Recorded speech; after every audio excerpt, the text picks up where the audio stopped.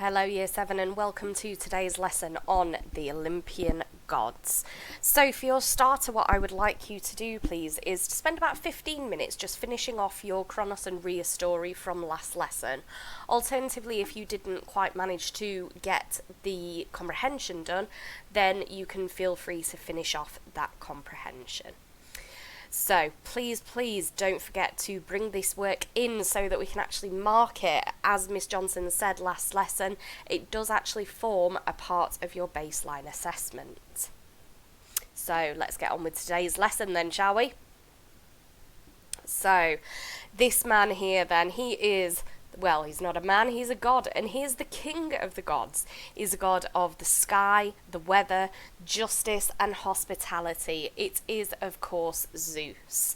So Zeus was known as Jupiter to the Romans, and he was very well known for disguising himself. So, for example, he did actually disguise himself as a swan in order to become the father of Helen of Troy.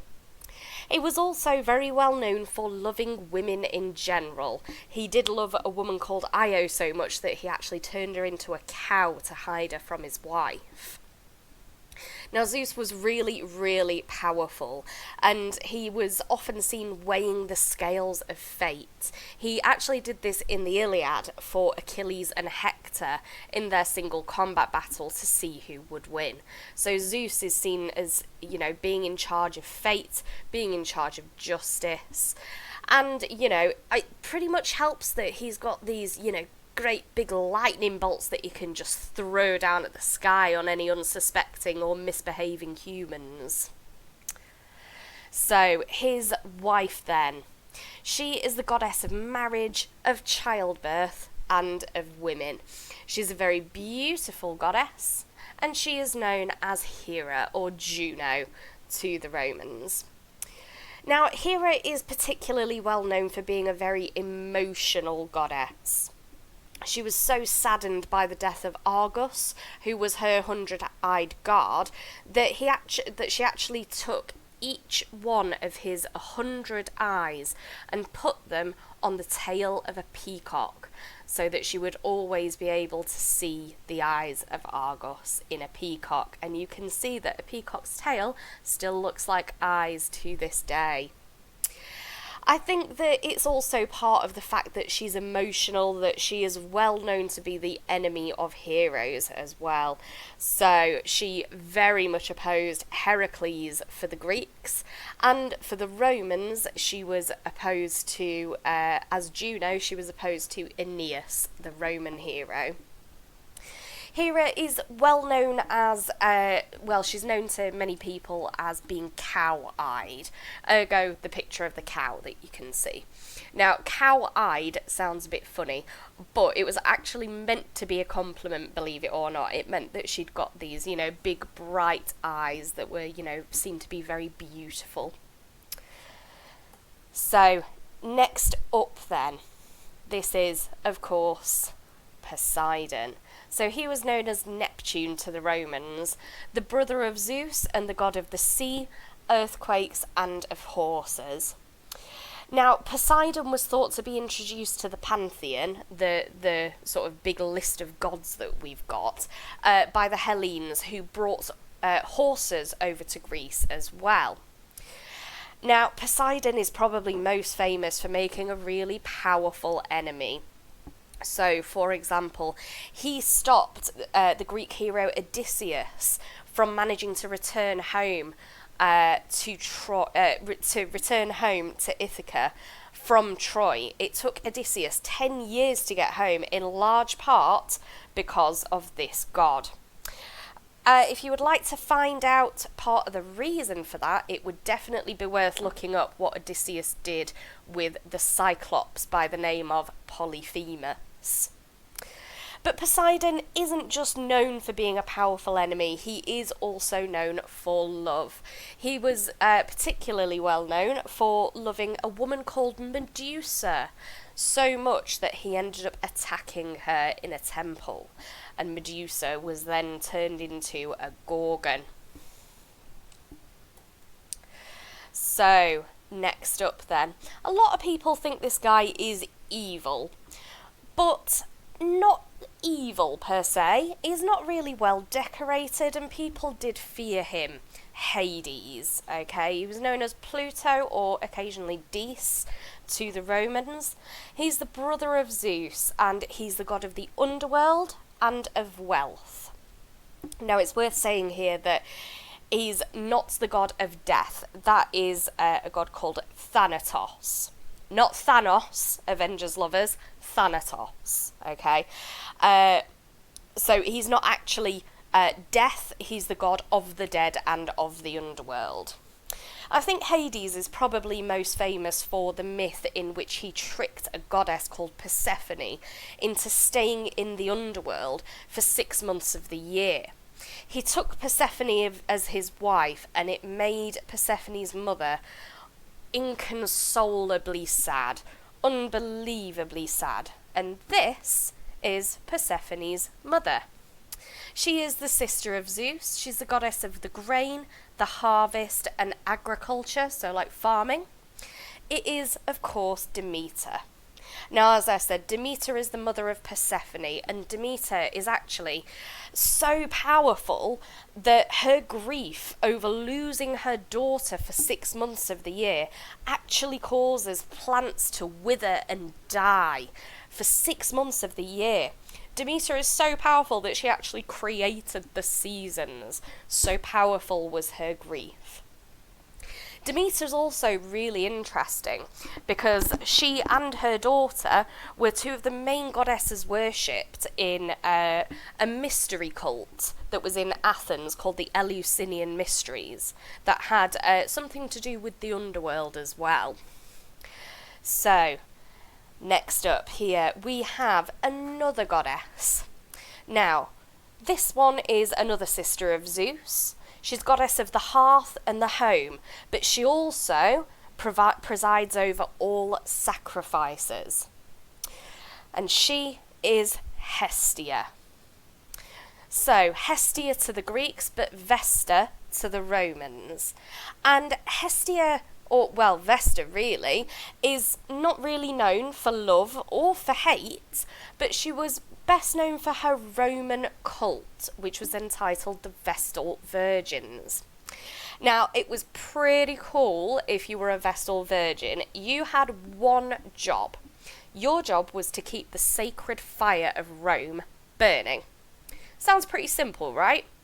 And there's a great perk to the job as well. You don't have to have your father or your husband looking after you at all times like all of the other women in Rome. No. So, seems like a really great idea, right?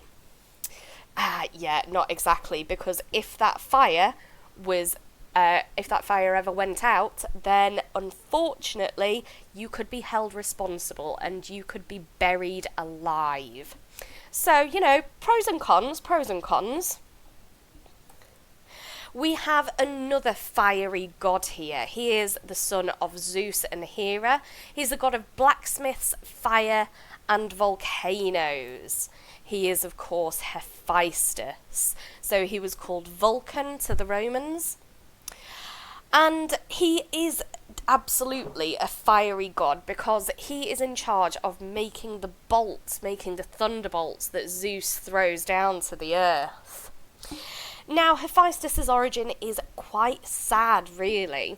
So his mother, Hera, gave birth to him, and after hours and hours of labouring, she gave birth to this baby boy. She took one look at his face and she went, "Oh, how ugly." So she decided to throw him off of the mountain. Yeah, that's a natural response, isn't it? Of course. Now, that did actually make Hephaestus quite an unusual god and a unique god because he's the only disabled god that we have in the entire pantheon. But Hephaestus grew up and he did indeed get his revenge. He forced Hera into a trap and eventually got her permission to let him marry an incredibly beautiful goddess. This is her here. She is the daughter of Uranus. She's the goddess of love, fertility, and beauty. Very ironically, married to the ugly blacksmith. She is, of course, Aphrodite, or Venus to the Romans. So, she is, as I said, the wife of Hephaestus, but she is properly in love with another god. And she's well known for her love affairs as well. She is the mother of the Roman hero Aeneas, who eventually came on to his family line, went on to be Romulus and Remus, okay? And then his family line went on to be Julius Caesar as well. So, Aphrodite actually means foam born. So she was actually born from the sea. If you would like to work out how she can be the daughter of Uranus and the sea, then that's something you'll have to look up on your own, however. But yes, so Aphrodite very much associated with the love affairs that she has. And this is the man with whom she has one of her affairs. So he is the son of Zeus and Hera, and he is the undisputed god of war. It is, of course, Ares, or Mars if you're a Roman. So, Ares is really well known to the Greeks, and is known well as Mars to the Romans as well. As his temper is one of the shortest things in the entire world. And he is most well known for his affair with Aphrodite, but he is also known for his role in the Trojan War, because he sided with the Trojans in the Trojan War. He's an incredibly intimidating character. And because of this, there is, I imagine, there is mythology that links him to Rome. So, as Mars, he became the father of Romulus and Remus. So essentially, Mars is the grandfather of Rome. So, next up, we have got one of a set of twins here. So, he is a son of Zeus. He's a god of medicine, archery, music, poetry, prophecy, and the sun as well. Oh, excuse me, I'm out of breath after all that, good grief. So he's known to both the Greeks and the Romans as Apollo. I think the thing that he's probably most well known for is his prophecies. So, for example, the oracle at Delphi is probably the thing that he's particularly well known for. The oracle at Delphi was the one with the Pythia, who was said to speak with the actual words of Apollo. It was said that Apollo's spirit kind of took over her. And she spoke the words of the god, and as the man in charge of the prophecies, he has had, wanderings with Cassandra from the Trojan War. He has had wanderings with many people.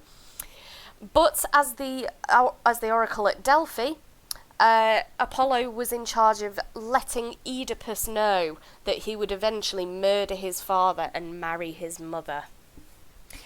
But Apollo is not alone. He has a twin. She's the daughter of Zeus, obviously, and the twin of Apollo. She's the goddess of the moon, the hunt, and young girls as well. She was very well known as a protector of young girls.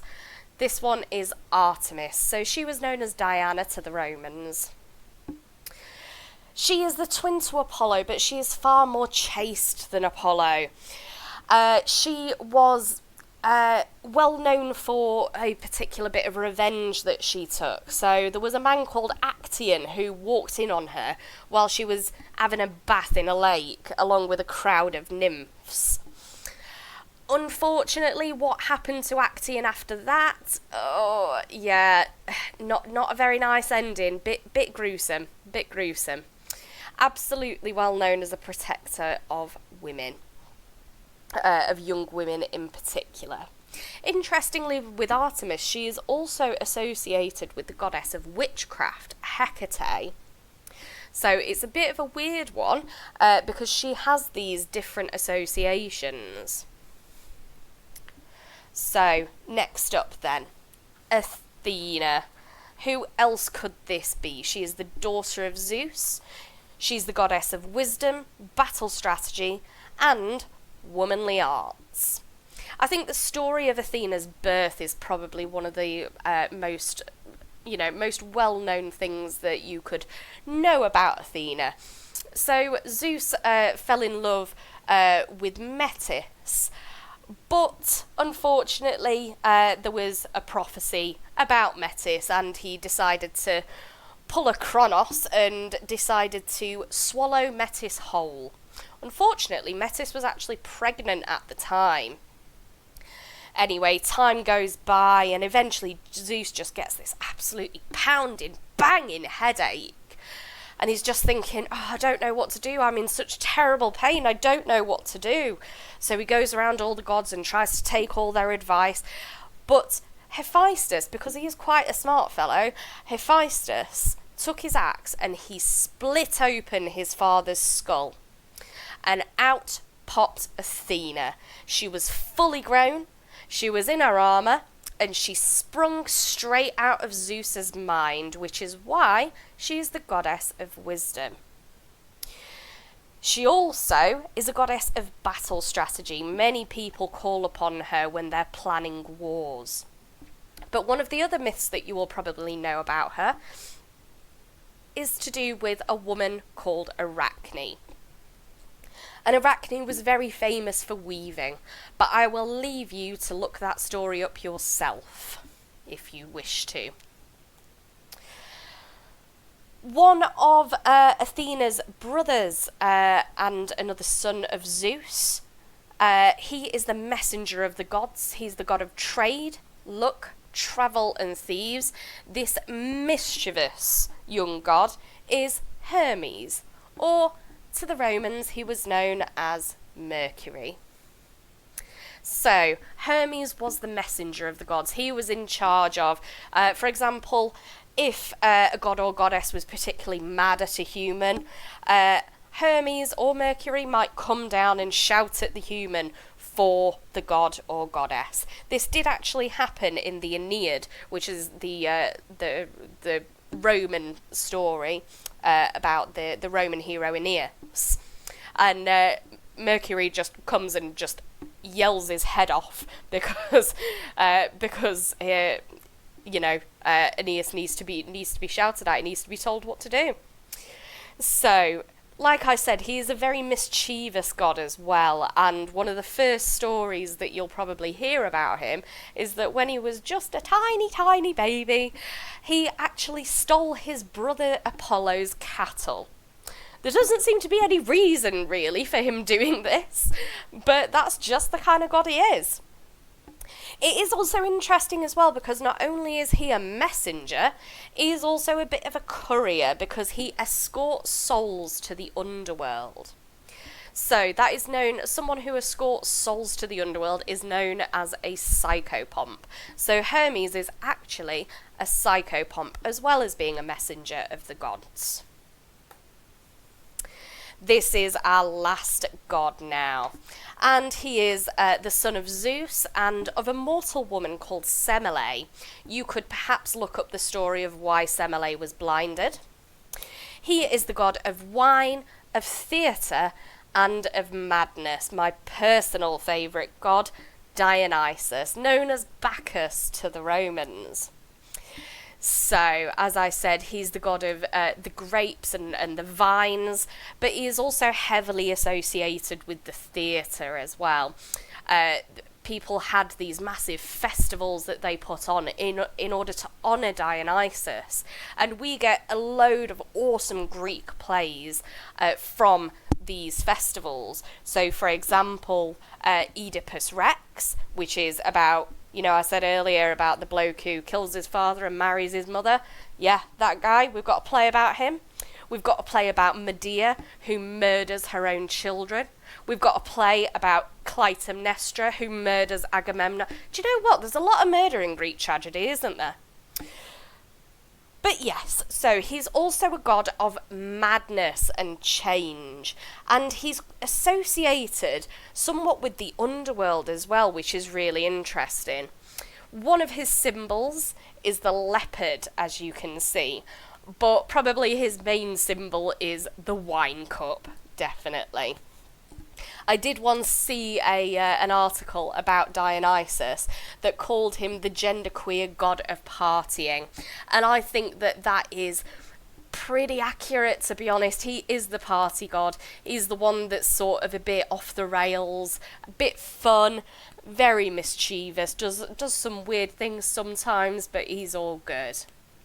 Okay, so on to your main task now, I think. Your task is to spend the rest of the lesson drafting what your shield will look like.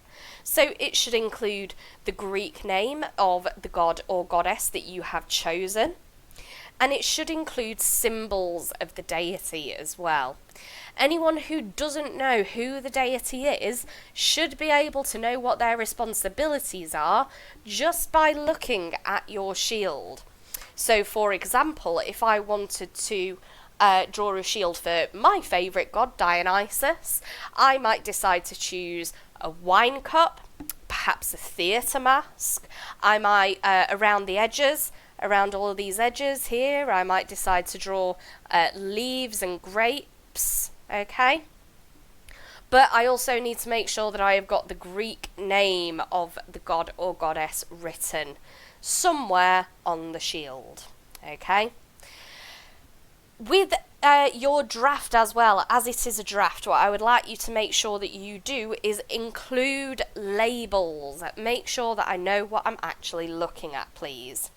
So please do make sure that you bring in the draft of your shield next lesson so that we can actually start on the real thing. Okay guys, I hope that you've enjoyed this lesson, and I hope that you enjoyed drafting your shield.